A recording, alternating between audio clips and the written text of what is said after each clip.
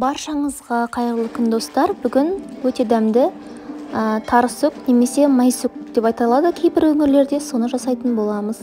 Алдымен ыдысымызға бір кесе тарымызды салып, оны қайнап тұрған ыстық сумен жуып аламыз. Араластырып отырып жуамыз. Осылай кір суы шығады. 3-4 қайтара жуып алыңыздар жақсылап.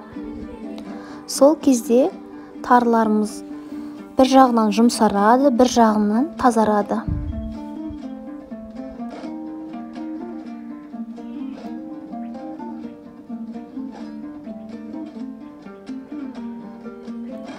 Үшінші, төртінші қайтара жуған кезде біздің суымызда тазарғанын байқайтын боласыздар.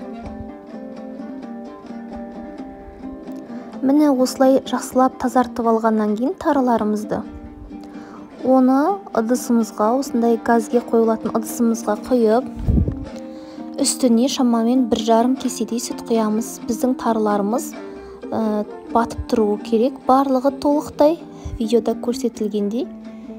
Сөйтіп оттың астын орташа қоямыз да, осыны бұрқ еткізіп бір қайнатып аламыз. Бірнеше минуттардан кейін осылай жайлап қайнай бастайды. Осы кезде тұзын салып қойыңыздар дәміне қарай.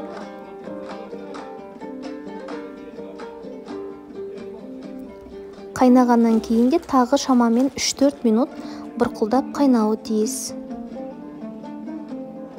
Міне 3-4 минут өткеннен кейін аламыз да оны осылай бір арнайы орамалдарымызды дайындаймыз. Мен осы кезде дәміне қарай шамамен 2-3 қасық шекерді қосып жібердім. Шекерім де бірге езіліп дәм беріп тұрсын деп. Оны кейін қоссаңыздар да болады.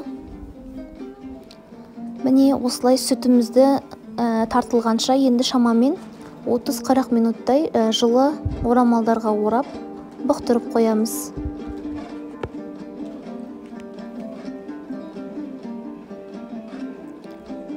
Уақыты өткеннен кейін енді майсөктерімізді ашып қараймыз.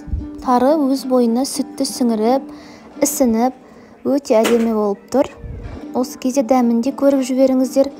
Егер тәттілігі аз болса, өз талғамдарыңызға қарай қант қосыңыздар. Және де аз ғана шамамен 100 грамдай ерітілген сары майды, сапалы сары майды қосып жібереміз. Сары майды өте көп қосудың қажеті жоқ. Одан кейін түрлі формамызға салып, осылай ыдысымызға жайғастырамыз. Міне біздің майсөгіміз дайын, өте жұмсақ, өте дәмді, өте пайдалы қазақтың ұлттық тағамдарының бірі. Міндетті түрде осы рецептпен жасап көріңіздер. Менің каналыма тіркеліп, өзге де рецепттерді көруді ұмытпаңыздар. Барлықтарыңызға ас болсын. Сіздермен болған Фариза Тілеулес.